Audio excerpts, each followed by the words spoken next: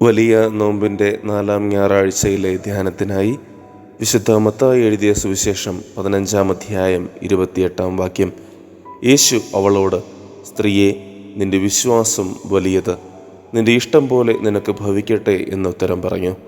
ആ നാഴിക മുതൽ അവളുടെ മകൾക്ക് സൗഖ്യം വന്നു.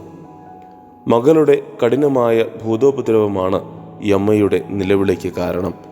ജീവന്റെ മേലും മരണത്തിന്മേലും അധികാരമുള്ളവൻ എന്നർത്ഥം വരുന്ന കർത്താവേ എന്ന പദം നീട്ടി വിളിച്ചിട്ടും ക്രിസ്തു കൂട്ടാക്കിയില്ല. കൂടെ നടന്ന കൂട്ടാളികളായ ശിഷ്യന്മാർ പിന്നാലെ വരുന്നവളെ പറഞ്ഞയക്കുവാൻ പറയുന്നു. ഇതിലൊന്നിലും പിന്തിരിഞ്ഞു പോകാതെ തൻ്റെ പിന്നാലെ പായുന്ന സ്ത്രീയോട് ക്രിസ്തു പ്രസ്താവിക്കുന്നു, നിനക്കുള്ള അപ്പം എൻ്റെ പക്കലില്ല. അപമാനാവസ്ഥയിൽ അവിടെ ആയിരുന്ന അമ്മ അവളുടെ വിശ്വാസത്തിൻ്റെ നിലപാട് വിളിച്ചു പറയുന്നു.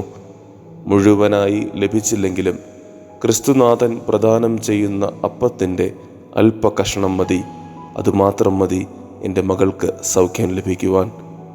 എന്താണ് വിശ്വാസം? കനാന്യ സ്ത്രീ തൻ്റെ ജീവിതത്തിലൂടെ കാട്ടിത്തരുന്ന മാതൃക. പിന്മാറിപ്പോകുവാനുള്ള കാരണം തേടലല്ല വിശ്വാസം.